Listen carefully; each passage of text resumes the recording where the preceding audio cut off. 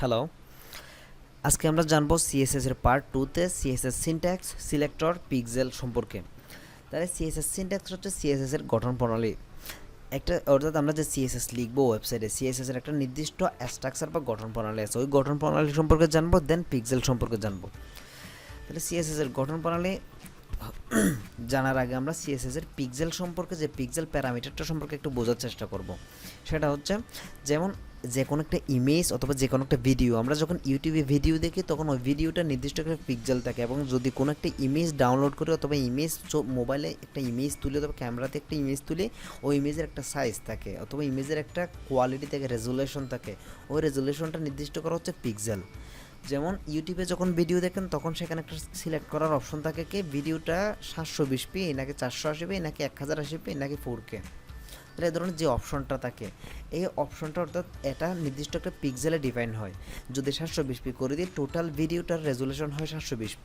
ঠিক একইভাবে আমরা যখন সিএসএস কোডিং, সিএসএসে ক্যাসকেডিং স্টাইল শিট করব, সেখানেও একটা টেক্সট, যে একটা টেক্সটের আকার কতটুকু হবে অথবা কত পিক্সেল হবে সেটা নির্দিষ্ট করে এই পিক্সেল প্যারামিটার দ্বারা পিক্সেলটা ওখানে ব্যবহৃত হয়।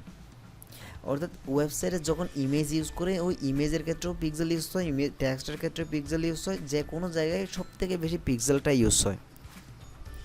তাহলে এই পিক্সেলটা কতটুকু, অর্থাৎ এক পিক্সেল ধরা হয় সাধারণত 1 ইঞ্চির 96 ভাগের 1 ভাগকে। 1 ইঞ্চিকে যদি 96 ভাগ করে, ওই 96 ভাগের 1 ভাগই হবে কি 1 পিক্সেল। তাহলে এখন হচ্ছে সিএসএস সিনট্যাক্সটা কি, সিএসএস সিনট্যাক্স জানার জন্য আমি নেক্সট স্লাইডে যাচ্ছি। সরি, একটু বেশি চলে গেলাম। হ্যাঁ, তাহলে সিএসএস এর সিনট্যাক্সের ক্ষেত্রে হচ্ছে প্রথমে থাকে সিলেক্টর। যেমন HTML এর আমরা অনেকগুলো অ্যাট্রিবিউট নিয়ে কাজ করি, যেমন H1 tag, H2 tag, H3 tag, এভাবে বিভিন্ন ট্যাগ নিয়ে কাজ করি।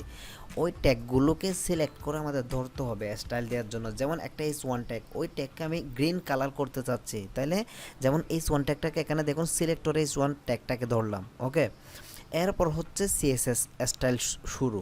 সিএসএস স্টাইল শুরু হয় থার্ড ব্র্যাকেট দিয়ে, দেন শেষ হয় কি দিয়ে, থার্ড ব্র্যাকেট দিয়ে। শুরু এবং শেষ এই দুইটা একটু খেয়াল রাখবেন। HTML এর ক্ষেত্রে গ্রেটার দেন লেস দেন হয়, কিন্তু আর সিএসএস এর বেলায় সিএসএস স্টাইলিংটা শুরু হয় থার্ড ব্র্যাকেট শুরু এবং থার্ড ব্র্যাকেট শেষ, এভাবে। দেন এরপর হচ্ছে এখানে প্রপার্টি।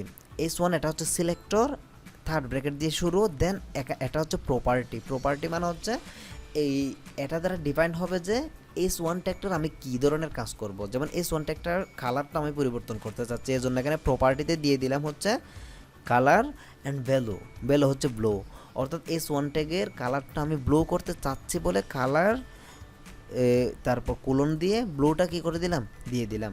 অ্যান্ড দেন এই কালার ব্লো, এটা এন্ডিং হচ্ছে এখানে, এতটুকুতে এই কালার ব্লুটা হয়ে গেল। দেন আমি চাচ্ছি যে H1 ট্যাগটার ফন্ট সাইজটা একটু 12 পিক্সেলের আকার, এজন্য font dash size colon 12 pixel set করে দিলাম। তাহলে এখানে হচ্ছে প্রপার্টি, ফন্ট সাইজ, ভ্যালু হচ্ছে 12 পিক্সেল। ওকে, দেন আরও একটা যদি আমি সিএসএস এর কোনো একটা অ্যাট্রিবিউট অথবা প্রপার্টি যদি অ্যাড করতে চাই, তাহলে এরপরে কোলন দিয়ে আমি কী করতে পারবো, অ্যাড করতে পারবো। তাহলে বোঝা গেছে এই টোটাল সিনট্যাক্সটার ব্যাপারটা। যেমন দেখুন, সিলেক্টরটা হচ্ছে H1 এবং থার্ড ব্র্যাকেট দিয়ে শুরু করলাম, কালারটা হচ্ছে প্রপার্টি, ভ্যালু হচ্ছে ব্লো।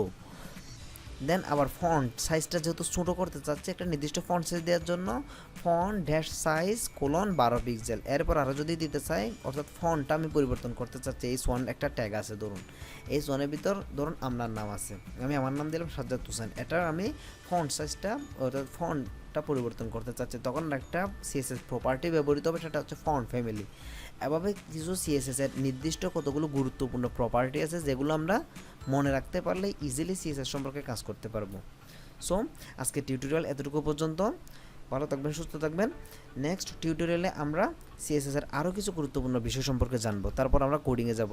ধন্যবাদ সবাইকে এতক্ষণ সাথে থাকার জন্য। দেন এটা অর্থাৎ সিএসএস এর সিলেক্টর, ডিক্লারেশন অ্যান্ড প্রপার্টি সম্পর্কে একটু বোঝার চেষ্টা করবেন। ধন্যবাদ সবাই।